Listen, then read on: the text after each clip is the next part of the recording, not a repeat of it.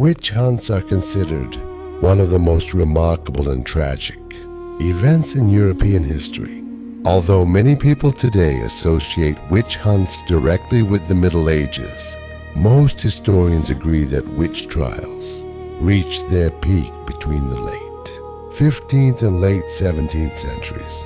During this period, tens of thousands of people across Europe were accused of witchcraft, and thousands were executed. Witch hunts were not merely a religious phenomenon.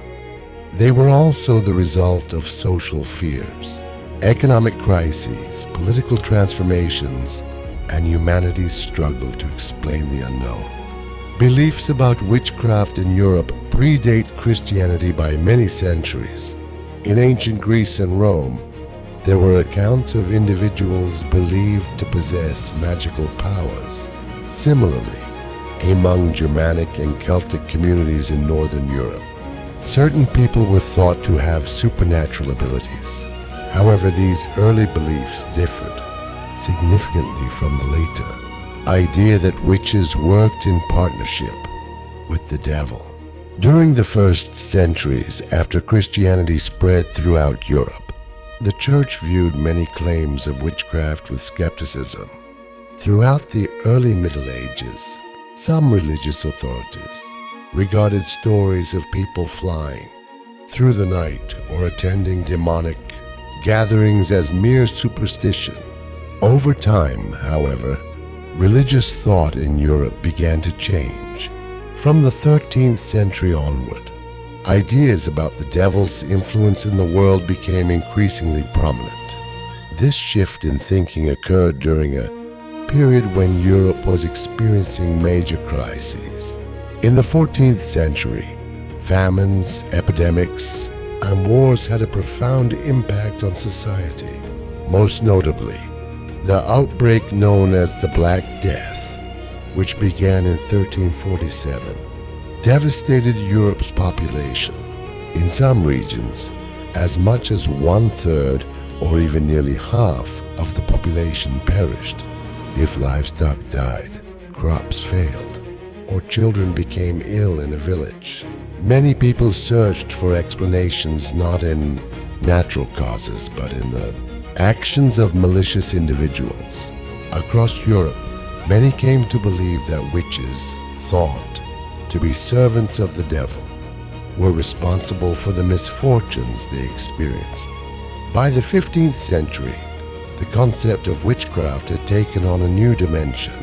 It was no longer simply a matter of practicing magic. Those accused of being witches were believed to have made pacts with the devil, serving him in exchange for supernatural powers and working against Christian society.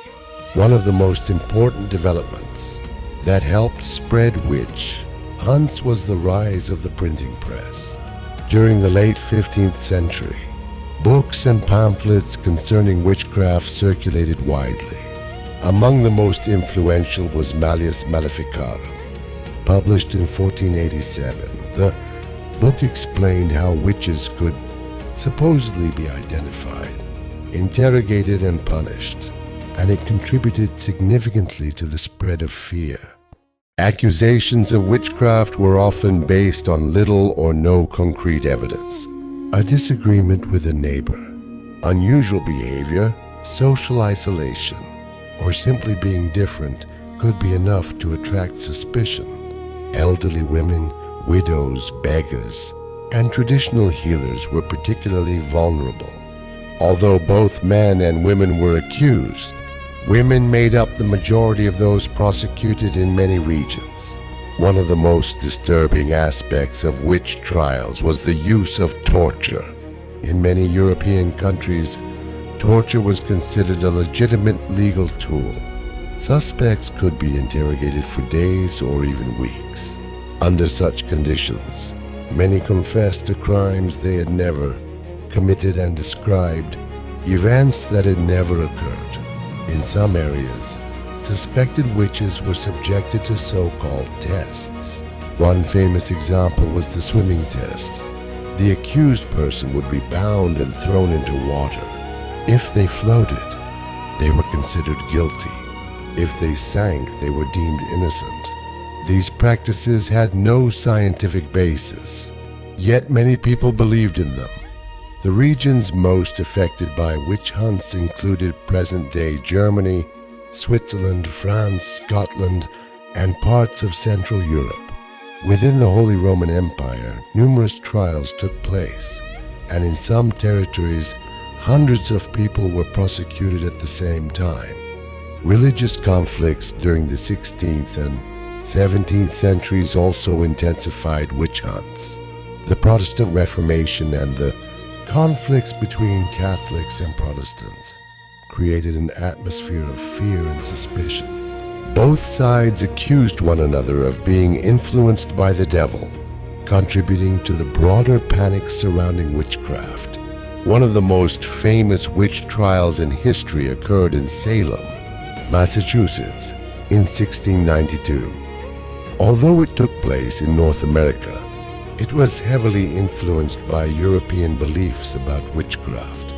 The accusations rapidly escalated, leading to numerous arrests, and executions before the trials were eventually recognized as a grave miscarriage of justice. By the late 17th century, intellectual changes began to transform European society. The scientific revolution and the Enlightenment encouraged people to seek rational explanations for natural phenomena, diseases, weather events, and other occurrences. Increasingly came to be understood through scientific investigation rather than supernatural beliefs. Legal systems also evolved. The use of torture came under criticism, and standards of evidence became stricter. These developments gradually contributed to the decline of witch trials. By the 18th century, witchcraft prosecutions had largely disappeared in much of Europe, and in many places, witchcraft was no longer considered a criminal offense. Today, historians do not view witch hunts merely as events of the distant past. They are also studied as powerful examples of how fear, prejudice, misinformation, and social pressure can influence entire societies. Thousands of innocent people were accused and punished despite the absence of reliable evidence. In conclusion, witch hunts are not simply the history of belief in witchcraft. They also reveal how human beings respond to uncertainty, crisis, and fear. The story of the witch hunts remains a reminder of the importance of critical thinking, justice, and evidence-based reasoning in any society.